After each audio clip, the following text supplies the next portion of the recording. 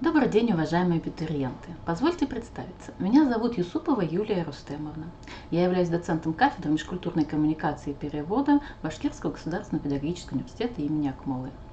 Сегодня я расскажу вам об экзамене «Иностранный язык в профессиональной сфере», который сдают абитуриенты, поступающие на программу бакалавриата по окончании колледжа, то есть на базе среднего профессионального образования.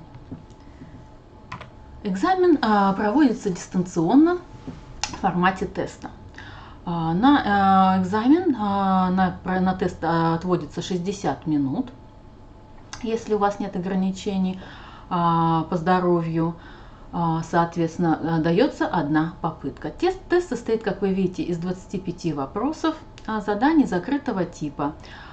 Чуть позже мы посмотрим, как выглядят такого рода задания. Максимальное количество баллов, которые вы можете набрать, это 100, и минимальное количество баллов, чтобы набрать проходной балл, это 40 баллов. Значит, структура тестовых заданий основывается на 5 разделах, которые представлены на слайде. Опять же, чуть позже мы увидим с вами, какие разделы входят в эти темы. Значит, на этом слайде вы видите, что нужно сделать для того, чтобы сдать экзамен дистанционно. Итак, в первый раз вы входите на сайт через логин и пароль, которые вам будут отправлены на электронную почту после подачи документов. Обязательно проверьте папку «Спам», поскольку в ряде случаев, как показал прошлый год, уходят письма информационные с логином и паролем в папку «Спам», и наши, к сожалению, абитуриенты не всегда это видят и потом могут пропустить экзамен. Значит, все последующие, когда вы зайдете в первый раз на свою учетную запись, вам будет предложено поменять пароль на свой. Вы можете поменять на тот, который вам удобен, знаком, который будете знать только вы и который вы легко вспомните. И все последующие посещения сайта будут заходить под этим паролем. Значит, не забудьте, что перед каждым экзаменом нужно сфотографироваться и прикрепить цветное фото, где будет видно ваше лицо и главный разворот паспорта, так, чтобы было видно и фото ваше, и фамилию, имя, отчество. Еще раз напоминаем, что время, отведенное на прохождение экзамена, ограничено, и у вас будет только одна попытка. Значит, доступ на экзамен будет открыт согласно расписанию, сейчас мы его посмотрим. В этот период, когда вам откроется доступ, необходимо будет войти в систему, и после входа начнется отсчет времени. Помните, что пересдачи не предусмотрены при вступительных испытаниях. Поэтому самое позднее время, когда вы можете зайти на экзамен, это за 1,5 часа до времени окончания экзамена по расписанию. Как найти расписание вступительных испытаний? Значит, заходим на сайт приемной комиссии abitur.bspu.ru и выбираем вкладочку «Бакалавриат» и специалитет. Вот видите, да, в левом нижнем углу у вас стрелочка желтая. Далее находите вкладку «Расписание консультаций и вступительных испытаний бакалавриата и специалитета». Значит, вот у нас тоже выделено справа желтой стрелочкой. И как выглядит это расписание? Когда вы зайдете, вот у нас выделено для удобства желтым цветом, наш экзамен выделен. Конечно же, на самом сайте, может быть, так не видно будет. Значит, вы находите свой экзамен. И, собственно, видите, да, то есть, если вы подали документы с 20 июня по 20 июля, то доступ к экзамену вам будет открыт 23 июля с 10 утра до 10 вечера. И резервный день, если вдруг у вас совпадение по экзаменам, это 26 июля. Если вы подаете документы позже, то расписание, конечно же, меняется. Значит, у вас, если вы подали документы с 21 июля по 12 августа, то день доступа или, скажем, день экзамена для вас это 17 августа. И доступ будет открыт с 10 утра до 10 вечера. Не забывайте, до 10 вечера, значит, за 1,5 часа до 10 вечера это последнее время, когда вы можете войти на экзамен. Ну и, соответственно, если подаете документы с 13 по 16 августа, вот этот небольшой промежуток, то есть день 19 августа для экзамена и резерв 22. Ну а кто совсем не успел в эти сроки и подал документы с 17 августа по 11 сентября, вот это уже крайний срок, Значит, здесь экзамен назначается на 15 сентября по расписанию, и есть один резервный день 21 сентября, что, конечно, не очень желательно, потому что, как вы понимаете, уже в это время идут занятия. Значит, что-то вы уже пропустите, что не очень хорошо. Значит, как подготовиться к сдаче вступительного испытания? Значит, нужно зайти в программу и посмотреть в программе вступительного испытания, где что и как подробно прописано. Кстати говоря, в конце консультации будет пошаговая инструкция, как сдавать вступительное испытание. Так, ну а программу можно найти вот таким же образом. Можно, если мы вернемся назад, увидим, если вы сначала зашли в расписание, зайти напрямую по вот этой кликабельной ссылочке, видите, по первой колоночке, смотри программу. То есть можно сразу напрямую перейти. Вот. Но если вдруг, то можно опять же тут войти таким путем. Значит, сайт abitur.bspu.ru, бакалавриат специалитет, открыли вкладочку «Программа вступительных испытаний». Значит, открыли программу вступительных испытаний. Здесь, конечно же, она не вся на слайде, представлена только 3 странички. Вы там можете полностью ее открыть. Значит, на что можно обратить внимание? Ну, темы, какие входят уже с разделами дополнительными. Все темы эти проходят согласно ФГОС в колледжах. Федерального государственного стандарта, значит, среднего профессионального образования.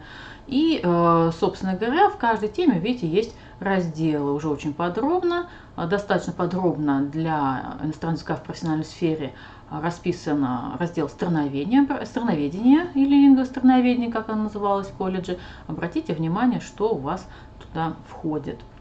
Также там прописано, какую литературу можно использовать, какие сайты и ссылки.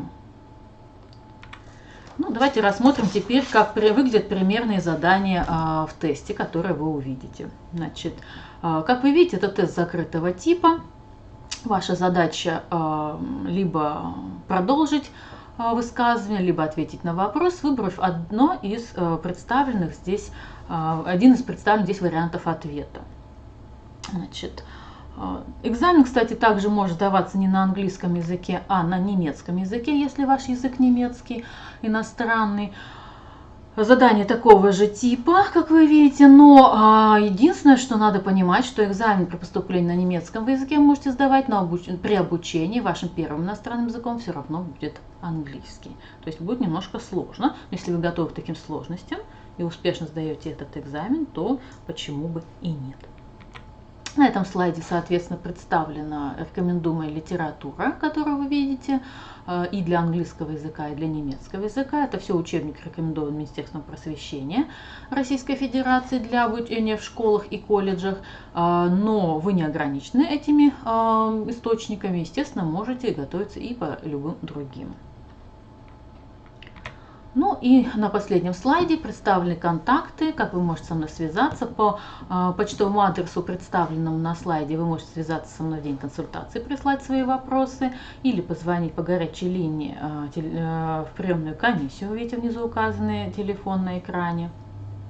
Значит, и, соответственно, все вопросы решить. На этом у меня сегодня все. Я желаю вам успехов на вступительном экзамене и буду очень рада видеть вас в рядах студентов педагогического университета и в особенности на нашей программе «Перевод и переводоведение». Спасибо! Первый вход в личный кабинет у нас уже был. Теперь рассмотрим первый вход в систему вступительных испытаний. Если у вас во вкладке «Вступительные испытания» в личном кабинете отображается расписание вступительных испытаний, личное расписание, то есть оно примерно будет выглядеть так: те предметы, которые вы должны сдавать в ВУЗе, у вас будут отображаться, если их вам назначат, то есть назначат экзаменационную группу уже. Как только у вас вот в личном кабинете отображается такая табличка, значит, к вам пришло письмо на почту об учетной записи в системе вступительных испытаний. То есть вот вступительные испытания БГПУ имени Акмуллы, новая учетная запись.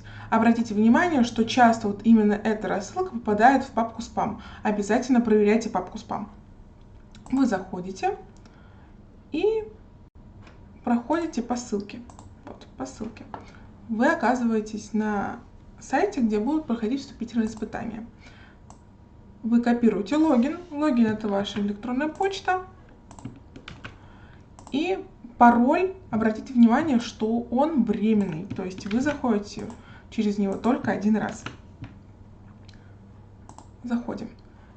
При первом заходе вас потребует, чтобы вы сменили пароль на свой собственный. Все. Как только вы смените пароль на собственный придуманный, вы под этим паролем всегда заходите на любые экзамены именно под своим собственным паролем. То есть никаких новых вам уже не пришлют, если у вас несколько экзаменов.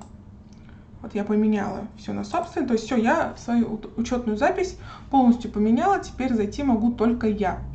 И вот уже вот этого нашего абитуриента тестового вступительное испытание есть, социальная психология. Обратите внимание, что 23 июля, то есть только 23 июля вы сможете сдать это вступительное испытание. Тут у вас будет путеводитель, который вам, если что, поможет разобраться, как этот сайт работает. Но я быстренько вам все-таки объясню какие-то моменты. У вас тут будут закреплены две инструкции по закреплению файла. Она вам пригодится для того, чтобы закрепить вашу фотографию перед непосредственно экзаменом. То есть, например, вот у нас говорится, дать ответ на задание. То есть надо сделать сначала фотографию с паспортом, чтобы потом у вас открылся тест для прохождения. В инструкции, которая будет закреплена в личном кабинете, будет все тоже подробно расписано. Вы должны сфотографироваться так, чтобы было видно ваше лицо и, главный разворот паспорта. Такую фотографию вы подгружаете в первое задание, где прикрепить цветное фото, где видно лицо абитуриента и главный разворот паспорта. Как только вы его прикрепите, у вас откроется тестирование.